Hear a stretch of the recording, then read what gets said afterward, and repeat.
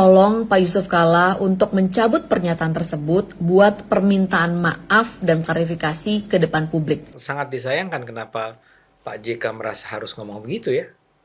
Dan sebetulnya harusnya tersinggung bukan cuma orang Kristen sih. Orang Islam juga harus tersinggung.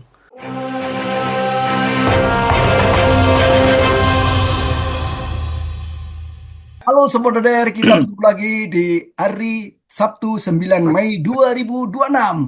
Anda berlibur kemana? Weekend di akhir pekan? Ikutlah Cak Dodo. Dia menikmati bagaimana suasana pedesaan. Tetap semangat, tetap sehat bersama keluarga tercinta. Assalamualaikum Cak Dodo, salam FNF. Waalaikumsalam warahmatullahi wabarakatuh. Selamat pagi Cak Jarot dan pemirsa seluruh Nusantara. Apa kabar pagi ini Cak Jarot? Alhamdulillah, luar biasa ngawurnya tak. Pertarungan antara Ade Armando dan 40 ormas Islam.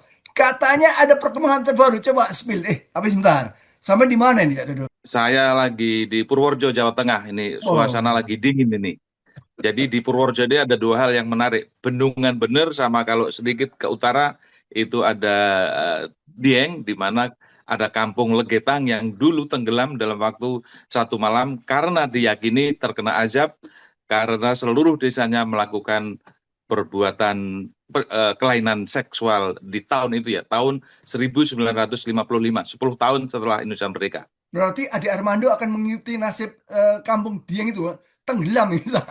Bisa jadi karena dia sangat toleransi terhadap, sangat permisif terhadap perilaku seksual yang tidak sewajarnya. Sobat DDR, ini ada perkembangan terbaru bagaimana 40 ormas Islam itu menutup pintu permintaan maaf kepada Ade Armando. Kemudian kalau Grace Natali sebagai orang PSI masih tarik ulur nih. Apakah ketua harian PSI si Mat Ali itu bisa menaklukkan hati JK atau seperti halnya Ade Armando ditutup di palang pintu permintaan maaf. Coba Cak Dodo kasih spill yang terbaru. Iya, ini perkembangan yang sangat menarik. Jadi Ade Armando bilang bahwa dia akan mencabut permintaan maaf jika 40 ormas Islam tidak juga mencabut laporannya ke polisi. Ini yang menarik adalah ini minta maaf ini kok menjadi barang dagangan, menjadi barang murah, menjadi barang ecek-ecek yang bisa dipakai untuk tawar-menawar status hukum dia. Sementara permintaan maaf itu kan seharusnya dilandasi oleh perasaan penyesalan yang mendalam atas perilaku, ucapan, dan tindakan yang keliru, yang menyimpang, yang menyakiti banyak orang. Tetapi ini dipakai untuk semacam dagang sapi. Kalau kamu mau ini, saya mau begitu. Kalau kamu ini, nah ini kan buruk sekali dan ini terjadi degradasi makna minta maaf itu sendiri. Jadi permintaan maaf bukan sesuatu yang indah, yang sakral, yang dijunjung tinggi, karena itu mengandung nilai moralitas yang tinggi, tetapi dijadikan barang dagangan oleh Ade Armando. Ini sangat tidak layak orang seperti ini, apalagi kalau dia masih menduduki jabatan sebagai komisaris utama Nusantara Power. Sebentar Cak Dodo, saya pengen tahu apakah Anda punya video Ade Armando yang ditayangkan di Cokro TV? Pertanyaan Anda nyentil. Tapi pokoknya ada. Tenang aja, pokoknya ada. Ya, saudara, ini videonya. Bandingkan pernyataan Ade Armando yang beberapa kemudian diikuti oleh statement Grace Natali. Sangat disayangkan kenapa Pak JK merasa harus ngomong begitu ya. Dan sebetulnya harusnya tersinggung bukan cuma orang Kristen sih. Orang Islam juga harus tersinggung. Apa ada di dalam ajaran Islam bahwa kalau kita membunuh orang Kristen, ya, kita akan mati syahid. Dan kalau kita membunuh orang-orang Kristen, kita akan masuk surga gitu kan. Nggak ada. Berarti disalahartikan ayat itu. Ya jadi kan terkesan diselewengkan. Yang harus diperangi oleh orang Islam adalah orang jahat. Jadi yang ingin saya katakan di sini adalah, ini ngapain sih Pak JK malah bilang bahwa kedua agama ini punya ajaran bahwa orang Islam disuruh bunuh orang Kristen disuruh bunuh orang Islam. Pernyataan Pak JK ini bisa memicu ketegangan antar umat beragama dan polarisasi di ruang publik. Oleh karenanya, tolong Pak Yusuf Kalla untuk mencabut pernyataan tersebut, buat permintaan maaf dan klarifikasi ke depan publik. Harusnya konsekuen apa yang disampaikan oleh Ade Armando dan Grace Natali. tidak kemudian pelin-pelan dan menjadi tarik ulur yang tidak berkesudahan. Tapi sebetulnya yang paling penting itu, Cak, yang paling penting adalah tuntutan masyarakat terhadap pemerintah ini supaya memecat dua orang ini, karena dua orang ini adalah menduduki komisaris, yang satu komisaris utama, satu lagi komisaris independen. Ade Armando menjadi komisaris utama di Indonesia Nusantara Power, anak usaha PLN. Sementara Grace Natali adalah komisaris independen dari Min ID, perusahaan pertambangan, yang dimana di bawahnya itu ada emas, ada tambang batubara, seluruh pertambangan itu ada di bawah Min ID. Dan tahu berapa gaji komisaris? Itu antara 1,5 miliar sampai hampir 5 miliar dalam setahun. Bayangkan, rakyat Indonesia harus rela membayar orang-orang yang menciptakan kegaduhan.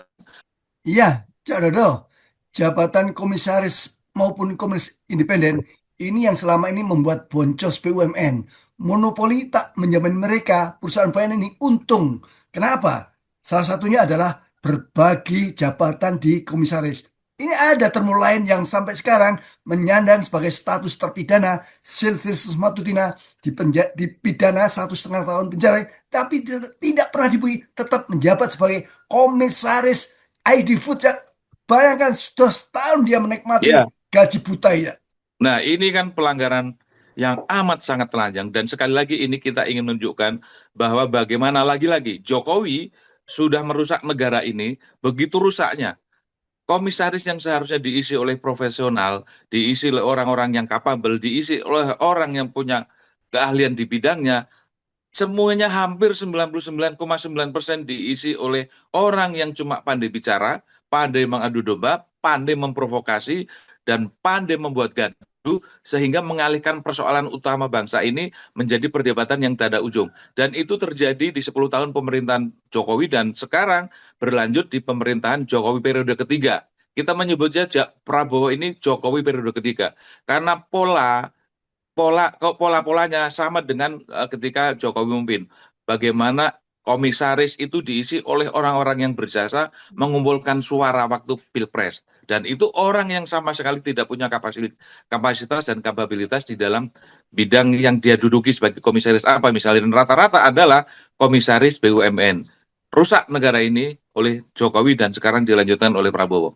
Cak Dodo sama Sobat Doder barangkali masih ingat bagaimana seorang pemilik kios di Pasar Pramuka itu pernah menduduki jabatan sebagai komisaris. Bayangkan nih, komisaris ini. Jadi dalam situasi seperti sekarang ini, kita merindukan pemimpin, Cak. Pemimpin yang amanah, model pemimpin yang memprioritaskan tentang pencitraan, terus belusukan, itu harusnya diberangus ini, Cak. Dan saya pikir bisa. Publik kan punya jagat maya yang bisa berteriak kencang. Jadi, Sobat Doder, kalau Anda sering beraktivitas di jagat maya, punya akun media sosial, jangan pernah mau ditawari bergabung ke New Media Forum. Ini ada pernyataan dari siapa?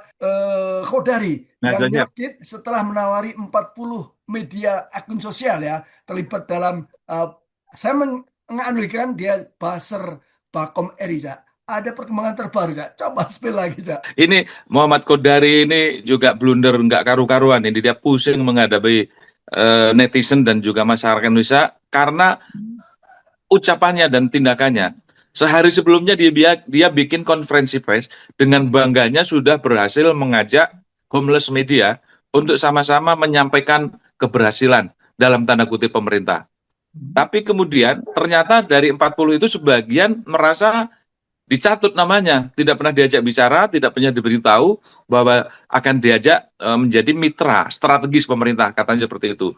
Dan rata-rata juga kalaupun diajak pasti akan menolak, karena akan diposisikan sebagai buzzer istana, akan diposisikan sebagai tukang corong yang mempromosikan keberhasilan istana, keberhasilan rezim. Padahal keberhasilan itu adalah keberhasilan ilusi, keberhasilan narasi, bagaimana mengungkapkan keberhasilan yang seakan-akan itu supaya rakyat percaya bahwa bangsa ini, negara ini mengalami perubahan, perkembangan dan lain sebagainya. Padahal faktanya persoalan utama yang harus diselesaikan Prabowo belum selesai. Persoalan yang menjadi kehendak masyarakat Prabowo tidak mau menyentuhnya. Dia asik dengan masalahnya sendiri, dengan programnya sendiri, dengan catatan tidak ngutak-atik masalahnya Jokowi. Kan persoalan utamanya begitu. Kalau dia berhasil menyelesaikan persoalan utama dan menghadirkan solusi yang diharapkan oleh masyarakat, nggak perlu mengerahkan buzzer, nggak perlu mengerahkan media sosial atau homeless media. Nah, sehari setelah itu, setelah ramai di dunia maya, di dunia medsos, Kodari bilang bahwa tidak ada kontrak kerjasama, tidak ada perjanjian, tidak ada semacam pernyataan dengan homeless media. Lalu pertanyaan bodoh kita, dalam tanda kutip, ngumpulin mereka untuk apa? Konferensi pers di istana yang dengan bangga menyatakan telah didukung oleh media sosial dengan subscriber jutaan, itu apa? Masa Kodari mempertontonkan kebodohan setelanjang itu, dan anak kecil juga tahu bahwa itu adalah bohong, bahwa itu adalah pembenaran, bahwa itu adalah ngeles dari apa yang sudah dilakukan sehari sebelumnya. Saya curiga, Cak, khawatir bagaimana pemilik akun itu menerima undangan ke istana. Mungkin dalam kapasitas, ayo, seperti halnya Jokowi kan, eh, ada jamaah di sebuah masjid. Kemudian, ayo kita keliling. Ternyata diarahkan ke rumahnya Jokowi ya. Sama seperti halnya Jokowi.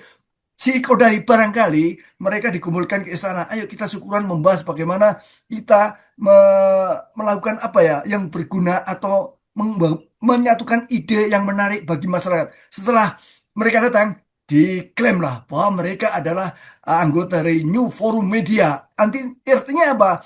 Sebagian di antara kan menolak ya, termasuk dari Najwa Shihab menolak apa mengklaim bahwa dirinya bergabung ke dalam Indonesia New Forum Media. Artinya apa? Kalau saya ditanya agak sulit Cak mempublikasi keberhasilan pemerintah. Saya kira tanya nih, salah satu contohnya apa Cak? Coba sebutkan Cak. Ya, itu kan pola-pola yang selama ini terjadi, bagaimana manipulasi, bagaimana penipuan terselubung. Ajakannya adalah yang indah-indah, tapi dibelokkan mengikuti kemauan yang sesungguhnya. Ini kan pola seperti ketika dulu para demonstran diajak mendukung ke rumah Jokowi atau datang kemana, itu pasti dulu itu bukan pasti ya. Ini fakta yang ketika disampaikan kepada masyarakat adalah bukan untuk demo atau apa, tapi hal lain yang sama sekali tidak ada hubungannya. Sehingga kemudian ketika datang ke rumah Jokowi atau di acara yang lain, mereka merasa tertipu. Meskipun sebagian besar juga ada yang tidak masalah tertipu, tapi banyak juga yang mempersoalkan karena tertipu. Nah, itu sekarang dibawa ke istana oleh Kodari, kelihatannya seperti itu. Jadi seakan-akan para new media ini akan diberi briefing atau diberi masukan atau diajak diskusi yang proaktif seperti itu, tapi faktanya semacam kesepakatan bulat bahwa dia akan mendukung. Nah, ini kan penipuan sebetulnya, hanya orang-orang yang waras yang kemudian menolak dan membantah apa yang dilakukan oleh Kodari. Dan ini buruk sekali kalau ini tetap dipertahankan. Saudara barangkali masih ingat bagaimana sejumlah influencer selebritis digunakan Jokowi untuk mempublikasi, untuk mensosialisasikan programnya. Masih ingat Cak? Raffi Ahmad CS bagaimana keliling IKN, amazing. Terus kemana lagi? Naik kereta cepat bus. Wah, kereta ini luar biasa. Saya minta pertanggungjawaban Raffi Ahmad sebagai publik figur. Kenapa ikut-ikutan mempublikasi hal yang sebenarnya tidak berguna bagi kita, bahkan merugikan utang besar karena 2 proyek Jokowi itu. Sama kasih closing statement, Cak. Betul, sebenarnya orang-orang seperti ini juga ikut bertanggung jawab karena mereka telah memanipulasi informasi. Mereka mengajak masyarakat untuk sesuatu yang tidak ada manfaatnya, untuk sesuatu sesungguhnya menutupi kekurangan, dan kekurangan itu sangat kekurangan menutupi segala pelanggaran, kejanggalan dan lain sebagainya. Pelanggaran BUS, pelanggaran IKN, bagaimana proyek itu dipaksakan dan rakyat hari ini harus menanggung. Itu kan semua itu harusnya ada sanksinya, ada pertanggungjawabannya. Kalau semua tindakan yang salah dari rezim Jokowi dibiarkan, maka ini akan menjadi budaya, dan budaya buruk ini akan ditiru oleh anak-anak muda sekarang. Nah, sekali lagi manipulasi itu jahat sekali, karena awalnya seakan-akan indah, padahal aslinya untuk menutupi segala hal keburukan, kejelekan yang menjadi target mereka. Dan pada akhirnya menjadi korban adalah masyarakat kita semua. Jadi sebagai closing statement, sekali lagi pemerintah ini keliru mengambil kebijakan, memanipulasi informasi, mengajak medsos untuk memoles citra, membangun persepsi, dan juga menciptakan ilusi-ilusi keberhasilan. Itu tinggalkan. Yang harus kalian lakukan, bekerjalah yang baik, nanti publik akan menerima. Tuhan akan menilai kalian. Bukan dengan cara memoles, membedaki, atau memanipulasi informasi. Itu dosanya itu tidak terampuni. Jadi begitu, Cak. Nah, Sobat Doner, di ujung pertemuan ini mungkin saya titip amanah dari Cak Abror. Kalau sampai kangen dengan dialog Surabaya, lihat di tunjuk poin sudah hadir kembali. Nah, di akhir pekan ini kami mengucapkan selamat berakhir pekan, selamat menjalani kehidupan bersama keluarga tercinta dan teman-teman yang tersayang ataupun orang-orang yang Anda cintai. Tetap istiqomah. Assalamualaikum, Cak Do. Salam FNF. Waalaikumsalam warahmatullahi wabarakatuh. Salam freedom and fairness, dan saya ingin menegaskan kembali, silahkan tonton juga To The Point Reborn yang dulu sudah mendapatkan hati di masyarakat Indonesia. Hari ini hadir melengkapi informasi dan juga informasi yang disampaikan dengan serius tapi menghibur. Silahkan ditonton.